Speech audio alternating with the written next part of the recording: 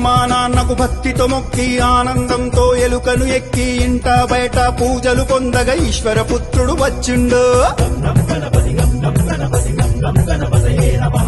ఉండ్రాళ్ళు సిద్ధం చేద్దాం, ఊరందరినీ ఆహ్వానిద్దాం, ఋషులు మునులు సంతసించగా ఎదలో గణపతి పూజలు చేద్దాం.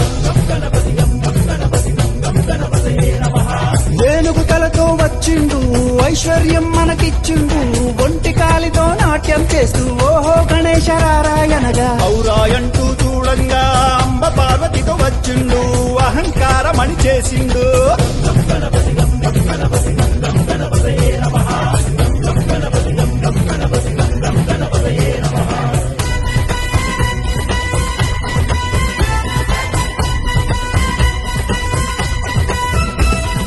కడుపారా పాయసమే త్రాగి ఖర్జూర పండ్లను మెచ్చిండు, గట్టి పరుగుంచి గుంజీలు తీస్తే ఘనంగా దీవెనలిచ్చిండు, జ్ఞానమందరికి ఇచ్చిండు.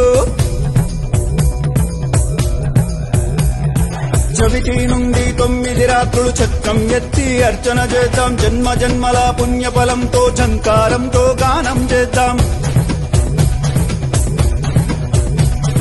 చక్కరిగాళ్లను మట్టు పెట్టి ఠం ఠమ్మని గంటలు మోగిద్దాం, తప్పుల తప్పుడు ఆగకుండా ఠం ఠమ్మని బాజా ప్రోగిద్దాం, రణమున గెలుపులు సాధిద్దాం.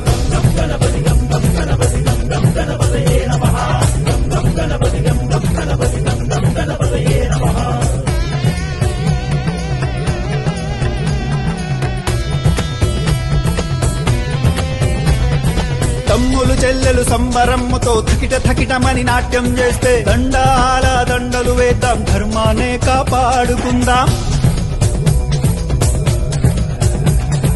నచ్చి మెచ్చిన గణపయ్య పరుగు పరుగున వచ్చనయ్యా, ఫలములు మెండుగా ఇచ్చునయా, బండెక్కించి ఊరేగిస్తే భవబంధాలు తొలగినయా.